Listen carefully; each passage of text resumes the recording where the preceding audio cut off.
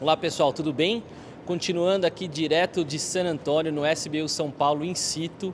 Nós vamos conversar agora com a doutora Ellen Burney, que é a diretora do Programa de Medicina Sexual e Infertilidade de Indiana, e ela acabou de participar aqui da plenária, discutindo um pouco do tema de terapia de reposição de testosterona no cenário do paciente com câncer de próstata na vigilância ativa, no Active Surveillance. Então vamos tentar entender o que está acontecendo. Isso ainda é uma controvérsia, apesar da gente entender que o câncer de próstata tem uma segurança em relação a não ser desenvolvido pela terapia de reposição de testosterona, mas vamos tentar entender nesse cenário de Active Surveillance. So, Helen, thank you very much to be with us with Brazil, and we are trying to understand this testosterone replacement in the Active Surveillance scenario. So, what's your insights about doing the pros and the cons in this scenario of these patients now?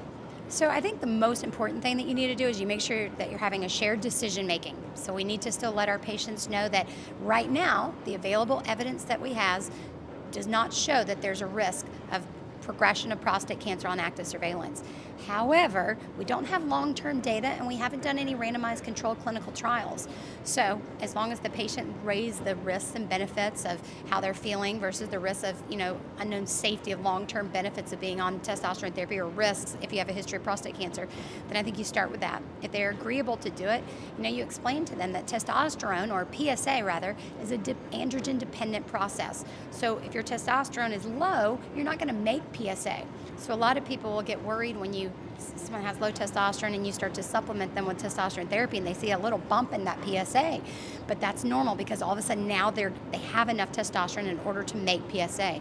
And if you tend to follow it, you're going to see that it plateaus off, just like the saturation model hypothesis by Dr. Morgenthaler. So I think, number one, explaining the risk to them that we have an absence of long-term data, but that currently there is no studies that we have now that show any increased risk of biochemical recurrence, any risk of prostate cancer progression, or higher grade in men that are on testosterone therapy on active surveillance, or patients that are post-definitive treatment, like after a radical prostatectomy, that are on it. Yeah. Nowadays, do you feel comfortable to do this with any modality of treatment? I mean, oral or gels or injections? What do you prefer, anything in this scenario?